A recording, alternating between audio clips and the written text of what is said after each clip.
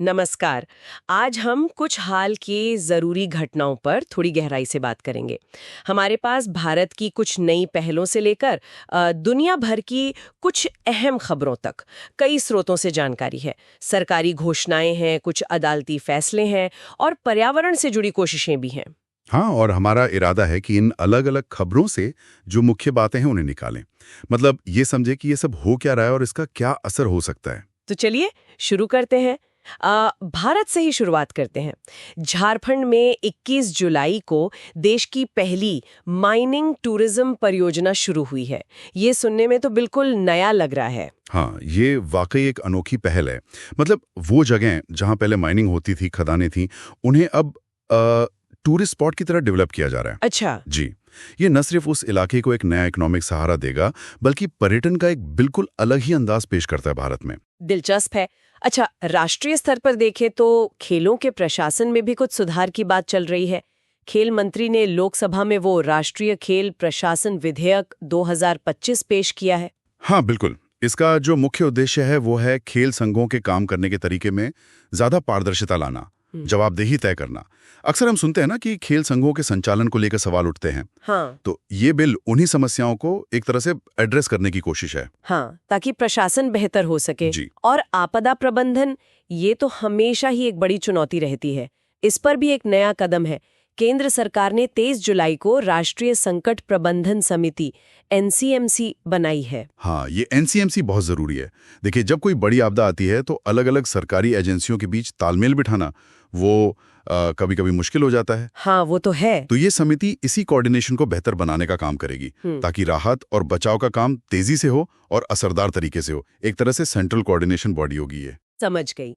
अच्छा, और समाज के एक खास वर्ग के लिए भी कुछ है, वो विमुक्त घुमंतु जनजातियां, डीएनटीज के लिए सीड योजना। राज्यसभा में जिक्र हुआ था इसका। जी, सीड यानी scheme for economic empowerment of DNTs.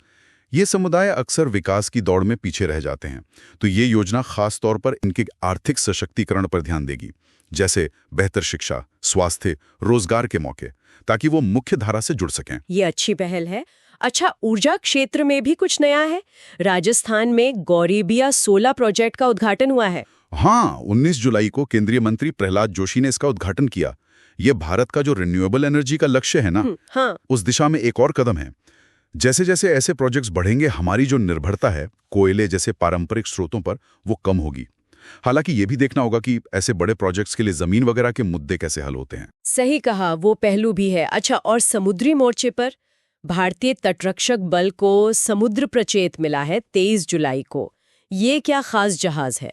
ये भारत में ही बना है और अपनी सीरीज का आखिरी प्रदूषण नियंत्रण पोत है, मतलब पोल्यूशन कंट्रोल वेसल। ओके। इसका काम दोहरा है। एक तो समुद्री सुरक्षा और निगरानी करना, और दूसरा अगर समुद्र में कोई प्रदूषण फैलता है, जैसे तेल रिसाव हो गया, तो उससे निपटना।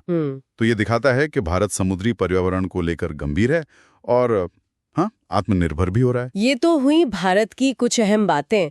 अब अगर दुनिया भर में देखें तो तस्वीर थोड़ी मिली-जुली सी है। अमेरिका ने फिर से यूनेस्को से हटने का फैसला कर लिया है। हाँ, ये दूसरी बार है। पहले भी वो हटे थे, फिर शामिल हुए थे। अब ट्रंप प्रशासन ने फिर से फैसला लिया है। ये उनकी जो अमेरिका फर्स्ट नीति है और कई अंतर्राष्ट्रीय संगठनों से दूरी बनाने का जो पैटर्न दिखता है, हाँ, ये उसी का हिस्सा लगता है। इसके पीछे राजनीतिक और शायद वित्तीय कारण भी बताए जा रहे हैं। 20 राज्यों ने 16 जुलाई को मुकदमा कर दिया है प्रशासन पर। क्यों? वजह है फेमा, मतलब फेडरल इमरजेंसी मैनेजमेंट एजेंसी की फंडिंग कथित तौर पर रोकना। अच्छा। हाँ, इन राज्यों का कहना है कि अगर फंडिंग रुकेगी तो उनकी जो प्राकृतिक आपदाओं से निपटने की तैयारी है, जैसे तूफान या बाढ़, उस पर बुरा असर पड़ेगा। तो ये दिखाता है कि देश के अंदर ही नीतियों को लेके कितना मतभेद है, खासकर आपदा प्रबंधन जैसे जरूरी मुद्दे पर। और पर्यावरण के ही मुद्दे पर एक बहुत बड़ी खबर आई है अंतर्राष्ट्रीय न्यायालय आईसीजे से। 23 जुलाई का फैसला, इसे ऐतिहासिक बताया जा रहा है। बिल्कुल, ये वाकई ऐतिहासिक है। आईसीजे ने पहली बार कुछ देशों की उन सरकारी नीतियों को अवैध करार दिया है जो प्रदूषण को बढ़ावा देती हैं। सच में? अवैध, जी। ये सीधे तौर पर सरकारों को उनकी जलवायु परिवर्तन से जुड़ी जिम्मेदारियों के लिए जवाबदेह ठहराता है। अब देखना होगा कि इसका असर बाकी देशों की नीतियों पर कितना पड़ता है। ये यूँ समझिए, जलवायु न्याय की लड़ाई में एक बड़ा कदम है। और पर्यावरण से ही जुड़ी एक अच्छी खबर भी है लैटिन अमेरिका से। वहाँ अफ्रीकी मूल के समुदायों ने कुछ कमाल किया है ना? हाँ, एक स्टडी में ये सामने आया है कि जिन जमीनों की देखभाल ये समुदाय अपने पारंपरिक तरीकों से कर रहे हैं, वहाँ जंगलों की कटाई राष्ट्रीय औसत से 55% कम हुई है। 55%? ये तो बहुत ज्यादा है। जी हाँ, बहुत बड़ा अंतर है।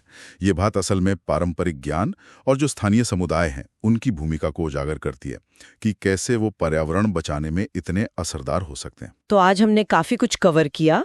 भारत में देखें तो जमीनी स्तर पर नए प्रयोग हो रहे हैं, जैसे वो माइनिंग टूरिज्म, और राष्ट्रीय स्तर पर भी नीतियां बन रही हैं। खेल, आपदा प्रबंधन, सीड योजना, ऊर्जा, समुद्री सुरक्षा, मतलब कई मोर्चों पर काम चल रहा है। हाँ, बिल्कुल। और वहीं दुनिया में देखें तो एक तरफ अंतर्राष्ट्रीय सहयोग पर सवाल हैं, जैसे अमेरिका का यूनेस्को से हटना, और अंदरूनी मतभेद भी हैं, जैसे वो फीमा विवाद। लेकिन दूसरी तरफ जलवायु परिवर्तन जैसे बड़े मुद्दे पर कानूनी तौर पर अहम प्रगति हुई है। आईसीजे का फैसला है और जमीनी स्तर पर संरक्षण के कामयाब मॉडल्स भी दिख रहे हैं, जैसे लैटिन अमेरिका में। ये सब कहीं ना कहीं जुड़ा हुआ है। बिल्कुल।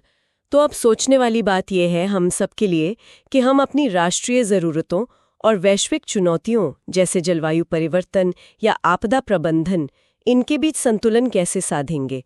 आने वाले वक्त में ये संतुलन कैसा दिखेगा, खासकर तब जब राष्ट्रीय स्तर पर नई पहलें हो रही हों और अंतर्राष्ट्रीय सहयोग का माहौल बदल रहा हो।